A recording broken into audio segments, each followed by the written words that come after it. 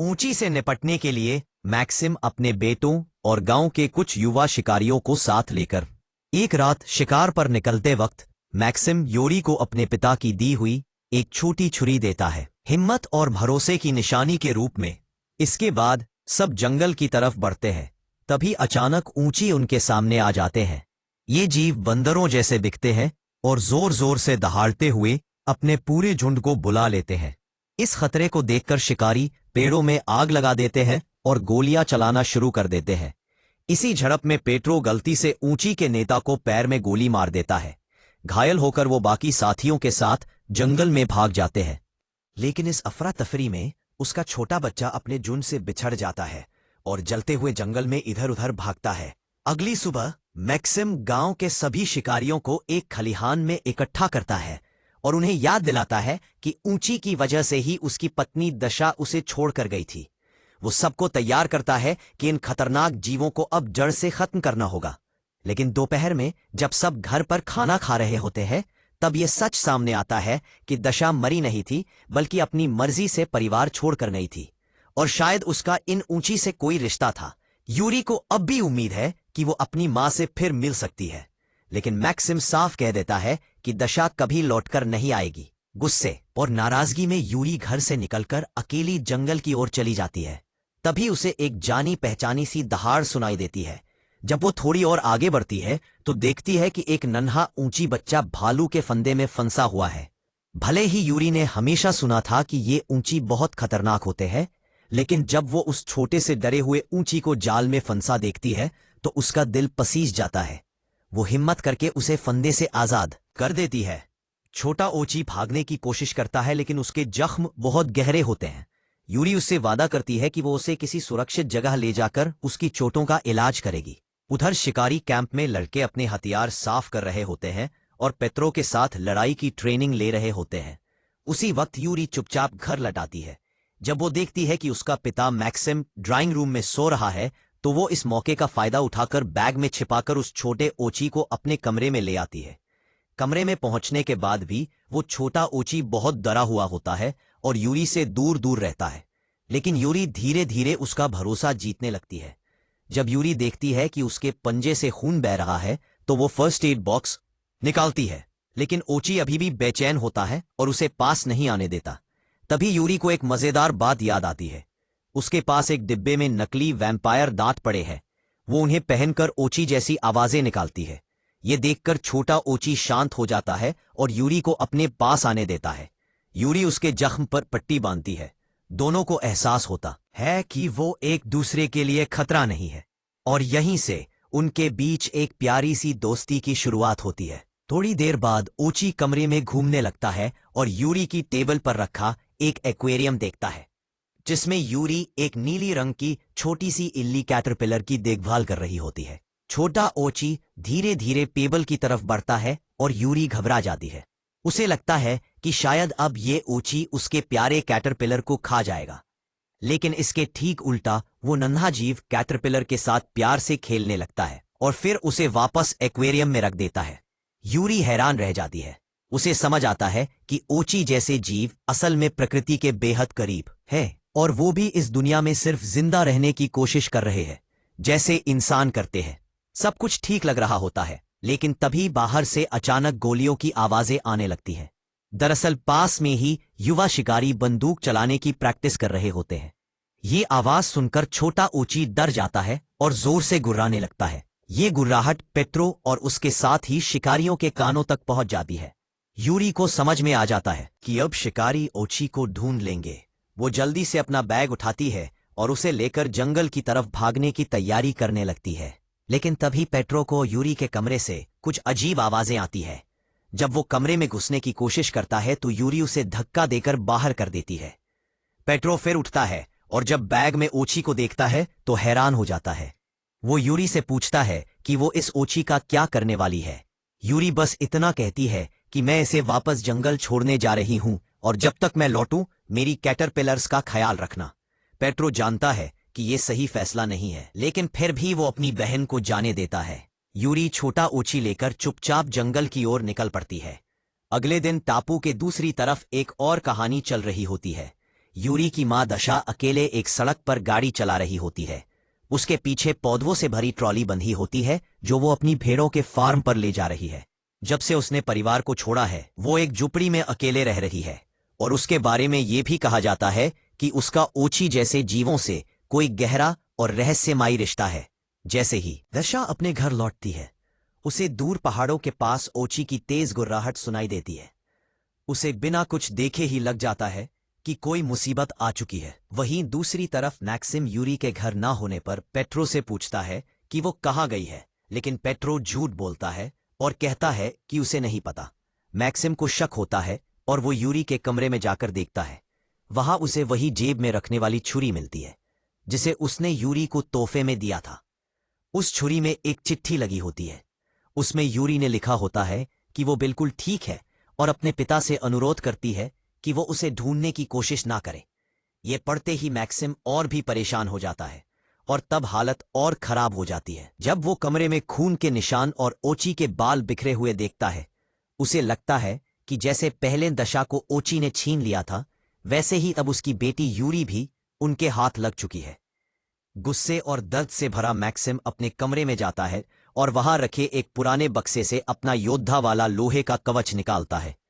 उसे पहनकर वो गांव के सारे युवा शिकारियों को बुलाता है और यूरी को बचाने के लिए एक बड़ी खोज अभियान शुरू कर देता है। सब शिकारी पूरे गांव में फैल जाते हैं और यूरी व ओची के निशान ढूंढने लगते हैं। उधर दूसरी तरफ यूरी जंगल की ओर अपनी यात्रा जारी रखती है। तभी रास्ते में उसे एक पुराना सुपरमार्केट दिखाई देता है। क्योंकि यूरी हमेशा अपने पिता के उगाए खाने को मजबूरी में खाती रही थी, अब उसे मौका मिलता है तो वो स्टोर में घुस जाती है और बिना पैसे दिए खाने पीने का सामान उठा लेती है। फाइनली वो फ्रीजर तक पहुंचती है और वहां से एक दूध की बोतल निकालती है जो अंडों की ट्रे के पास रखी होती है। ओची के बच्चों को ये अंडे बहुत पसंद होते हैं, इसलिए छोटा ओची उन्हें लेने की कोशिश करता है। लेकिन तभी स्टोर में मौजूद दो ग्राहक उसे देख लेते हैं और डर के मारे जोर जोर से चिल्लाने लगते हैं। जैसे ही सुपरमार्केट में लोगों की चीखें गूंजती है एक कैशियर को शक हो जाता है कि अंदर कहीं ओची छिपा हुआ है। वो तुरंत शॉटगन उठाता है और स्टोर की गलियों में उसे ढूंढने निकल पड़ता है। उधर यूरी और छोटा ओची डर के मारे फ्रीजर के अंदर छिप जाते हैं, लेकिन ओची फिर से गुर्राने लगता है जिससे खतरा और बढ़ जाता है। यूरी उसकी आवाज दबाने के लिए उसका मुंह पकड़ लेती है ताकि किसी को पता न चले, लेकिन ओची अचानक गुस्से में आ जाता है और यूरी के हाथ पर काट लेता है। दर्द से यूरी जोर से चिल्ला उठती है और सबका ध्यान उसकी ओर चला जाता है। यूरी फटाफट एक शॉपिंग कार्ट में ओची को रखती है और स्टोर से भागती है। इस हंगामे का फायदा उठाकर यूरी और ओची सुपरमार्केट के बाहर निकल जाते हैं। पार्किंग एरिया में यूरी को एक छोटी कार दिखाई देती है। ड्राइवर टायर बदल ही रहा होता है, लेकिन यूरी तुरंत कार में बैठती है, इंजन स्टार्ट करती है और ओची को लेकर सड़क की ओर भाग जाती है।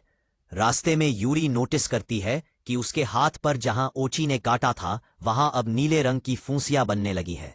जहर जैसे घाव को अंदर से फैलता देख उसकी चिंता और बढ़ जाती है। तभी अचानक कार में खराबी आ जाती है और वो बीच सड़क में बंद हो जाती है। उसी वक्त टापू के एक और हिस्से में मैक्सिम अपनी बेटी की तलाश में निकला होता है। तभी उसे दो पुलिस वाले एक कार की जांच करते दिखते हैं। वहां उसे एक नकली वैम्पायर के दांत मिलते हैं जो बिल्कुल वैसे ही होते हैं जैसे यूरी ने अपने कमरे में पहने थे। मैक्सिम को यकीन हो जाता है कि उसकी बेटी कहीं पास ही है। उधर यूरी अब कार से निकलकर एक दलदली इलाके में पहुंच जाती है। वो अपने जख्मी हाथ को पानी से भरे एक गड्ढे में डाल देती है जिसमें जोंकें तैर रही होती है। उसकी उम्मीद होती है कि ये जोंक उसके खून से जहर चूस लेंगी, लेकिन उसका ये तरीका काम नहीं करता। उल्टा उसका जख्म और भी खराब होता चला जाता है। अब यूरी के साथ एक और अजीब बात होने लगती है। वो भी ठीक उसी तरह की गुर्राहट करने लगती है जैसी ओची करते हैं। ऐसा लगता है जैसे ओची के जहर का असर अब उसके शरीर में फैल चुका है और वो खुद भी धीरे धीरे उन्हीं जैसा बन रही है। लेकिन यूरी इससे परेशान नहीं होती, उल्टा वो खुश होती है क्योंकि अब छोटा ओची उसकी बात समझने लगता है। उसे लगता है कि अब उसमें जानवरों से बात करने की ताकत आ गई है। इस खुशी में वो दलदल के बीच दौड़ने लगती है, लेकिन तभी अचानक वो एक गड्ढे में गिर जाती है जो खास तौर पर ओची को पकड़ने के लिए बनाया गया था। यूरी बेहोश होकर उसी गड्ढे में पड़ी रहती है और किसी को भी इस बारे में कुछ पता नहीं होता। पास ही मैक्सिम और बाकी शिकारी अब भी उसकी तलाश में जंगल के कोनों में घूम रहे होते हैं, लेकिन किसी को अंदाजा नहीं होता कि यूरी बेहोश होकर दलदल के बीच फंसी हुई है। उधर छोटा ऊंची पास के एक पेड़ पर चढ़ जाता है और ऊपर से अपने दोस्त को देखता है। तभी उसे किसी के कदमों की आहट सुनाई देती है और फिर सामने आती है यूरी की माँ दशा। जैसे ही वो अपनी बेटी को गद्दे में पड़ी देखती है, वो बिना देर किए उसे बाहर निकालती है और अपने घर यानी झोपड़ी की तरफ ले जाती है। यूरी को एक सुरक्षित जगह लिटाकर दशा अपनी भेड़ों के फार्म पर जाती है, जहां उसे एक चमगादड़ दिखाई देता है जो एक भेड़ का खून चूस रहा होता है। वो उस चमगादड़ को पकड़ती है और उसके जहर से एक दवा तैयार करती है जो ओची के जहर को खत्म कर सकती है। लेकिन जब यूरी को होश आता है तो वो हैरान कर देने वाली बात कहती है। वो दवा नहीं लेना चाहती क्योंकि उसे लगता है कि इस काटने से उसे ओची से जुड़ने की शक्ति मिल गई है। ये सुनकर दशा चौंक जाती है, लेकिन फिर वो यूरी को बताती है कि ये शक्ति उसे काटने से नहीं मिली, बल्कि सालों पहले जब यूरी बहुत छोटी थी तब उसने खुद अपनी बेटी को ओची की भाषा सिखाई थी। प्रून फिर दशा एक बांसुरी निकालती है और दिखाती है कि वो कैसे ओची जैसी सीटी की आवाजें निकालती थी। वो कहती है कि अगर सही सुर में बजाया जाए तो ये बांसुरी ओची की भाषा को बिल्कुल उसी तरह दोहरा सकती है। यूरी ये सब सुनकर हैरान रह जाती है और फिर वो अपनी मां से सीधा सवाल करती है, अगर आपने मुझे ये सब सिखाया था तो फिर मुझे छोड़कर क्यों चली गई थी? दशा यूरी के सवाल का जवाब देते हुए कहती है कि असल में उसे छोड़ा नहीं गया था, बल्कि यूरी के पिता मैक्सिम ने ही दशा को उससे दूर कर दिया था, क्योंकि इस टापू के बाकी लोगों की बहुत विशेष था। तरह दशा ओची को दुश्मन नहीं मानती थी। अब दशा वो दवा निकालती है जो उसने चमगादड़ के जहर से तैयार की थी और एक इंजेक्शन की मदद से यूरी के जख्मी हाथ में लगा देती है। इंजेक्शन लगते ही यूरी दर्द से चीख उठती है। बाहर पेट्रो उसी वक्त उस जगह तक पहुंच जाता है और जब वो अपनी बहन की चीखें सुनता है तो तुरंत अपने कम्युनिकेशन डिवाइस से मैक्सिम और बाकी शिकारियों को इसकी सूचना देता है। अगली सुबह यूरी को होश आता है। वो अब अपने बिस्तर पर होती है। हाथ पर पट्टी बंदी होती है जिसे उसकी मां ने खुद लगाया था। अब उसका घाव ठीक हो चुका था। थोड़ी देर बाद उसे बेसमेंट से बांसुरी की एक मीठी धुन सुनाई देती है। जब वो वहां जाती है तो देखती है कि उसकी मां वही धुन बजा रही होती है जिसे कभी मैक्सिम खाने के वक्त सुना करता था। दशा यूरी को बताती है कि ये धुन ओची की बनाई हुई है। ओची एक खास तरह की म्यूजिकल लैंग्वेज यानी संगीत की भाषा में एक दूसरे से बात करते हैं। इस भाषा के जरिए वो न सिर्फ शब्दों का आदान प्रदान करते हैं बल्कि अपने जज्बात और एहसास भी एक दूसरे तक पहुंचा पाते हैं, जो आम इंसान कभी समझ नहीं सकते। दशा बताती है कि वो काफी सालों से ओची से बात करने की कोशिश कर रही है, लेकिन अब तक वो सिर्फ उनकी भाषा की सतह तक ही पहुंच पाई है। उसे लगता है कि ओची आपस में तो बात कर सकते हैं, लेकिन इंसान उनसे कभी पूरी तरह नहीं जुड़ सकते। लेकिन यूरी इस बात से हार मानने को तैयार नहीं होती। उसे अपनी भाषा सीखनी है ताकि वो अपने छोटे ओची दोस्त को ढूंढ सके और उसकी मदद कर सके। दशा को डर है कि इंसान और ओची कभी दोस्त नहीं बन सकते, क्योंकि ओची पालतू जानवर नहीं है, वो जंगल के रहस्यमयी जीव है। ये सुनकर यूरी थोड़ी निराश हो जाती है, लेकिन तभी उसकी नजर दीवार पर लगे एक नक्शे पर जाती है जिसमें ओची के घोंसले यानी उनके रहने की जगह का निशान बना होता है। यूरी अपनी मां से कहती है कि वो ओची बच्चे को उसके परिवार के पास वापस ले जाना चाहती है, लेकिन दशा इस बात से इनकार कर देती है क्योंकि ये रास्ता बहुत ज्यादा खतरनाक है। जब यूरी को यह एहसास होता है कि उसकी मां उसकी मदद करने को तैयार नहीं है तो उसे बहुत गुस्सा आता है। नाराज होकर वो अपनी किताबें जमीन पर फेंक देती है और झोपड़ी से बाहर निकल जाती है। बाहर उसे एक जगह पर अंडों की फसल दिखती है जिन्हें दशा ने पाल रखा था। यूरी उनमें से एक अंडा उठा लेती है ताकि जब वो अपने छोटे ओची दोस्त से मिले तो उसे दे सके। इसके बाद वो अकेले ही जंगल में अपने दोस्त को ढूंढने निकल पड़ती है। इसी बीच पेट्रो के कॉल का जवाब देते हुए मैक्सिम दशा की झोपड़ी तक पहुंच जाता है। वो अपने साथियों को चारों तरफ ढूंढने के लिए भेजता है और जैसे ही वो घर में घुसता है वहां उसे उसकी पुरानी पत्नी दशा टेबल पर बैठी मिलती है।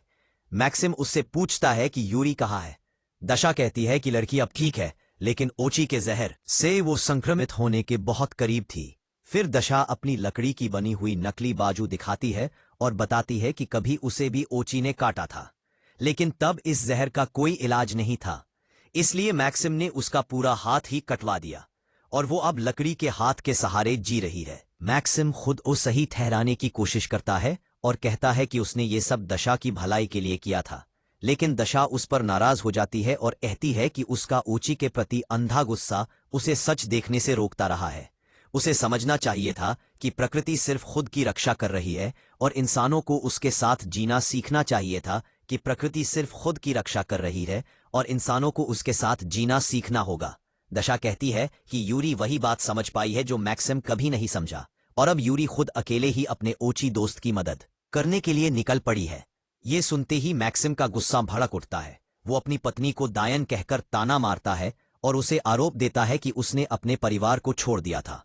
लेकिन दशा भी चुप नहीं रहती। वो मैक्सिम को धक्का देकर घर से बाहर निकाल देती है और कहती है कि उसने अपनी बेटी की जिंदगी को नफरत और बेकाम के गुस्से से भरने की कोशिश की है। दोनों के बीच थोड़ी देर तक बहस होती है, लेकिन तभी वहां प्रो और बाकी युवा शिकारी पहुंच जाते हैं और दशा की ओर बंदूकें तान देते हैं। अब मैक्सिम फिर से हालात पर काबू पाता है और दशा को आदेश देता है कि वो बताए यूरी कहाँ गई है, लेकिन दशा इनकार कर देती है। तभी उनमें से एक शिकारी बेसमेंट में घुस जाता है और वहां उसे दीवार पर तंगा नक्शा मिल जाता है जिसमें ओची के घोंसले की लोकेशन होती है। अब जब मैक्सिम को ओची के घोंसले की जगह का पता चल गया है तो वो पूरी तैयारी के साथ निकल पड़ता है, यूरी को बचाने और ओची जैसे जीवों को हमेशा के लिए खत्म करने। उधर यूरी अब अकेले पहाड़ियों पर चढ़ रही होती है, जैसे उसकी मां ने बताया था। अब वो सच में ओची से बात कर पा रही थी, और ये सब तब भी हो रहा था जब उसके शरीर से जहर का असर खत्म हो चुका था। यूरी बार बार अपने छोटे दोस्त को पुकारती है, लेकिन उसका कहीं कोई नामो निशान नहीं मिलता। वो लगभग हार मानने ही वाली होती है, लेकिन तभी एक पेड़ के अंदर छिपा छोटा ओची उसकी आवाज सुन लेता है और उसे जवाब देता है। यूरी फौरन आवाज की दिशा में दौड़ पड़ती है और आखिरकार अपने प्यारे दोस्त को फिर से पा लेती है। ओची भी उसे देखकर खुश हो जाता है।